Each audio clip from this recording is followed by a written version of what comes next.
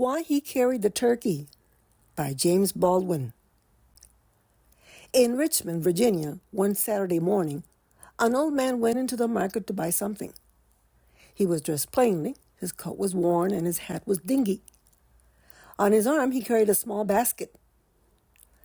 "I wish to get a fowl for tomorrow's dinner," he said. The market man showed him a fat turkey, plump and white and ready for roasting. "Ah, that is just what I want," said the old man. "My wife will be delighted with it." He asked the price and paid for it. The market man wrapped a paper around it and put it in the basket. Just then a young man stepped up. "I will take one of those turkeys," he said. He was dressed in fine style and carried a small cane. "Shall I wrap it up for you?" asked the market man. "Yes, here is your money," answered the young gentleman, "and send it to my house at once." "I cannot do that," said the market man. "My errand boy is sick today, and there is no one else to send. Besides, it is not our custom to deliver goods." "Then how am I to get it home?" asked the young gentleman. "I suppose you will have to carry it yourself," said the market man. "It is not heavy." "Carry it myself? Who do you think I am? Fancy me carrying a turkey along the street," said the young gentleman, and he began to grow very angry. The old man who had bought the first turkey was standing quite near. He had heard all that was said. "Excuse me, sir," he said, "but may I ask where you live?" "I live at number 39, Blank Street," answered the young gentleman, "and my name is Johnson." "Well, that is lucky," said the old man, smiling.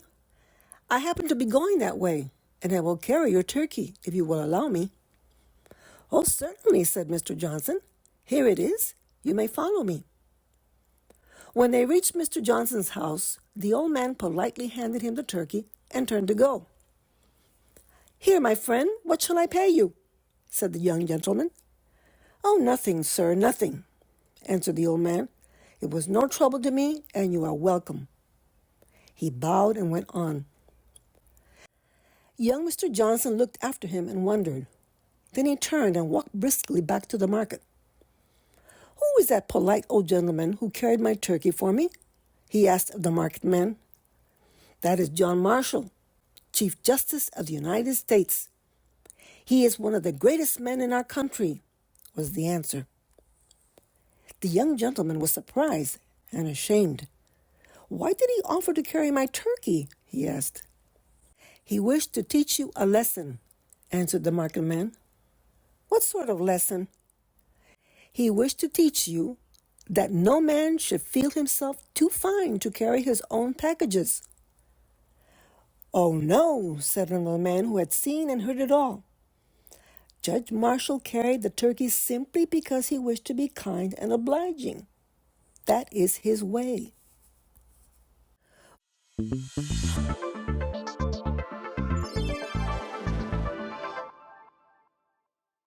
Welcome back, listeners, to A Literary Cornucopia.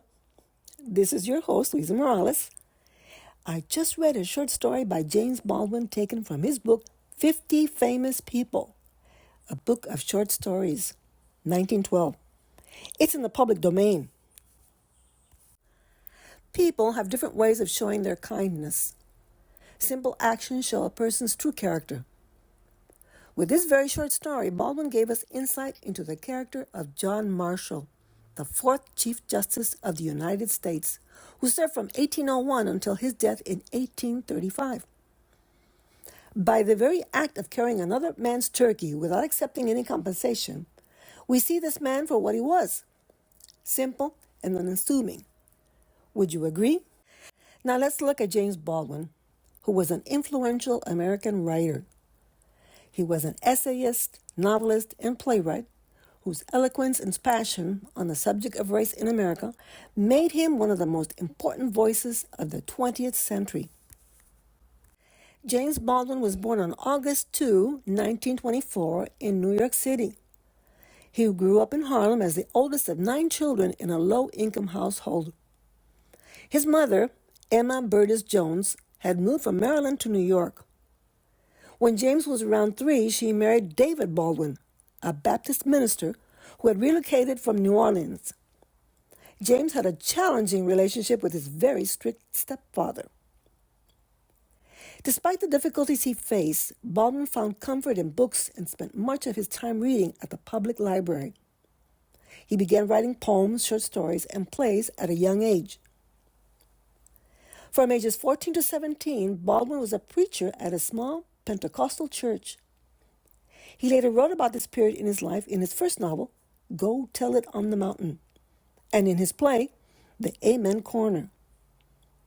Baldwin said that his time in a pulpit helped him develop as a writer because he had to deal with a lot of anguish, despair, and beauty. Baldwin graduated from DeWitt Clinton High School in 1942. After high school, he worked various jobs while continuing to study and write in Greenwich Village. He started his writing career by publishing book reviews in journals and magazines. In 1944, he met Richard Wright, a well-known writer, who helped Baldwin get a grant to support himself while he finished his first novel. In 1948, Baldwin moved to Paris to escape the racism and homophobia he experienced in the United States. He lived there for 8 years. Later, starting in 1969, he divided his time between the south of France, New York, and New England, and often stayed for long periods in Turkey. While in Paris, Baldwin wrote Everybody's Protest Novel, 1949, an essay that criticized Wright's novel, Native Son. In 1952, while living in a village in the Swiss Alps with his lover, Lucien Happersberger, he finished Go Tell It on the Mountain, which was published in 1953 and received positive reviews. In 1955, Baldwin released his first collection of essays, Notes of a Native Son, which included writings on literature, film, and his experiences as an African American living in Europe. That same year, his play, The Amen Corner, was first performed at Howard University. His second novel, Giovanni's Room, explored themes of homosexuality and was dedicated to Happersberger.